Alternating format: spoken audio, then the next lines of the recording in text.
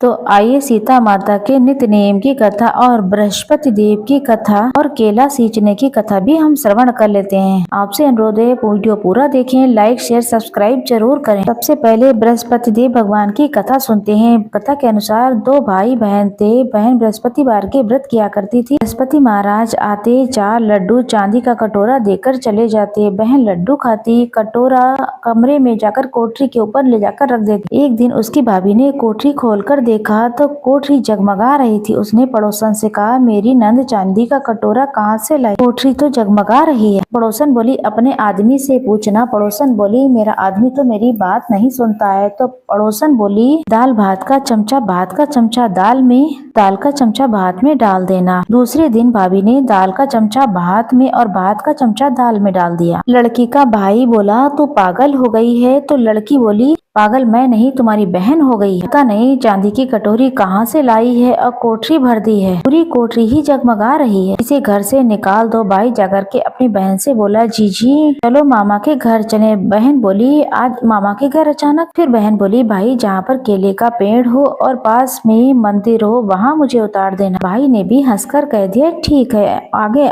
जंगल में मंदिर और केले के पेड़ के पास उसे उतार दिया गया। बृहस्पतिवार का दिन था। तब लड़की ने केले के पेड़ की पूजा की, बृहस्पति भगवान की कथा सुनी। बृहस्पति महाराज आए, चांदी के कटोरे में 4 लड्डू देकर जाने लगे। तब भाई छिपकर ये सब देख रहा था। उसने दौड़कर बृहस्पति भगवान के पैर पकड़ लिए। बृहस्पति देव भगवान बोले, छोड़ो पापी, मेरे पैर छोड़ो। ये तो सत्य का व्रत करती है। चांदी का कटोरा मैं इसे दे रहा हूँ। इसका ये पुण्य प्रताप है। नित्य नियम गुरुवार का व्रत कर केले के पेड़ का सिंचन करती है। बृहस्पति भगवान के नाम से केले वृक्ष की जड़ में दीपक लगा रही। इसी का फल है कि तुम और तुम्हारा परिवार सदा सौभाग्य बना हुआ है और तू इसे ही कलंक लगा रहा है। भाई बहन को लेकर वापस घर आया। भाभी घर के दरवाजे पर खड़ी रही, बोली, तुम इसको वापस ले आयो। तब भाई बोला, इसे कुछ मत कहना, ये बृहस्पति भगवान के व्रत करती है, वही इन्हें चांदी का कटोरा देकर जाते हैं। भाभी ने सोचा, मैं भी देखूंगी कैसे बृहस्पति भगवान का ये व्रत किया जाता है, कैसे केले के पेड़ का सिंचन किया जाता है और किस तरीके से दीपक जलाने के बाद क्या क्या फल मिलता है। अगर मैं ऐसा करूं तो मुझे भी बृहस्पति देव भगवान केले वृक्ष की जड़ में चांदी का कटोरा देकर जरूर जाएंगे। उसने ये सारी बात पूरे पड़ोस में जाकर के बोल दी। सभी अपने अपने बच्चे लेकर आ जाना, मेरी नंद बृहस्पति भगवान का व्रत करती है, सबको 4-4 लड्डू और चांदी का कटोरा मिलेगा। बहन ने जब ये बात सुनी तो वो बहुत ज्यादा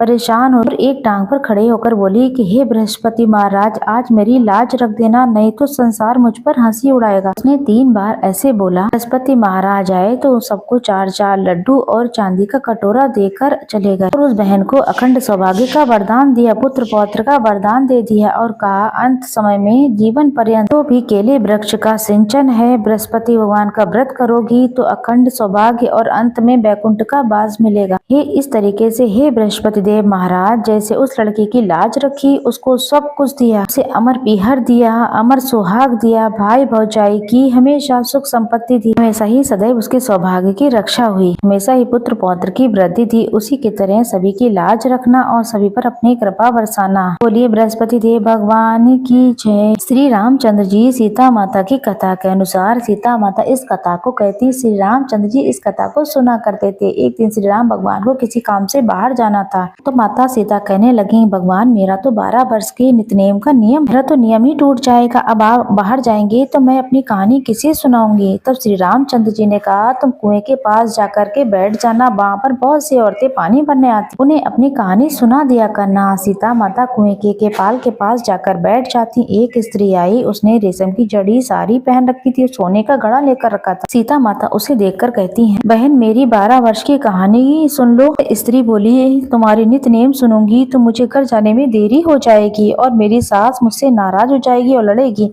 उसने कहानी नहीं सुनी और वो वहां से चली गई। उसकी रेशम जरी साड़ी फट गई, सोने का घड़ा मिट्टी में बदल गया। सास ने पूछा, किसका दोष सीकर आई है? तो बहू ने कहा, कुएं पे एक औरत बैठी थी, उसने कहा था मेरी कथा सुन लो, मैंने उसकी कहानी नहीं सुनी, इसी मुझे फल मिला है ये सब। बहू की बात सुनने के बाद अगले दिन साड़ी और घड़ा लेकर के सास जो है कुएं के पास जाकर बैठ गई। सास को वहीं पर सीता माता बैठी हुई मिली थी। सीता माता ने कहा, बहन मेरी कहानी सुन। सास बोली, एक बार क्या, मैं तो 4 बार तुम्हारी कथा सुन लूंगी। तो सीता माता कहने लगी, राम आए लक्ष्मण आए, देश के पुजारी आए, नित नेम का नियम लाए। आओ राम बैठो राम, तपी रसोई जीमो राम, माखन मिश्री खाओ राम, दूध बतासा पियो राम, सूत के पलका मोठो राम, साल दुसाला ओढ़ो राम, साल दुसाला ओढ़ो राम। जब बोलूं तब राम ही राम, राम सवारे सबके काम, खाली घर भंडार भरेंगे, सबका बेड़ा पार करेंगे। जय श्री राम, जय श्री राम, जय जय राम। सास बोली, बहन कहानी तो बहुत अच्छी लगी। कहानी सुनकर सास जब घर चली गई, उसकी साड़ी जो थी वो रेशम जरी फिर से बन गई, मिट्टी का घड़ा सोने में बदल गया। तो बहू कहने लगी, सासू माँ ये सब आपने कैसे किया? सास ने कहा, तू दोष लगा कर आई थी, मैं दोष उतार कर आई हूँ। बहू ने कहा कि माँ वो कुएं वाली औरत कौन थी? तो सास बोली, वो तो साक्षात सीता माता थी। वो पुराने को नया कर देती हैं, खाली घर के भंडार भर देती हैं, वो घर में लक्ष्मी जी का वास करा देती हैं, आदमी की जो भी इच्छा है वो पूरी कर देती हैं। बहू बोली, ऐसी कहानी तो मुझे भी सुना दो। तो सास ने कहा कि ठीक है, तुम भी सुनो इस कहानी को, पर श्री रामचंद्र जी के जयकारे जरूर लगाओ। राम आए, लक्ष्मण आए, देश के पुजारी आए, नित नेम का नियम लाए। आओ राम बैठो राम, तपी रसोई जीमो राम, माखन मिश्री खाओ राम, दूध बतासा पियो राम, सूत के पलका मोठो राम, साल दुसाला ओढ़ो राम, साल दुसाला ओढ़ो राम। जब बोलो तो राम ही राम, राम सवारे सबके काम, खाली भर भंडार भरेंगे, सबका बेड़ा पार करेंगे। जय श्री राम, जय राम, जय जय श्री राम। बहू सुन बोली, कहानी तो बहुत अच्छी है। तो सास ने कहा, ठीक है, हम एक नियम बना लेते हैं, इस कहानी को हम रोज सुनेंगे। तो सास बहू रोज सवेरे उठती, नहाती धोती, पूजा पाठ के बाद नित नेम की कहानी कहती। एक दिन उसके यहाँ एक पड़ोसन आई। पड़ोसन बोली, थोड़ी सी आँच दे दो।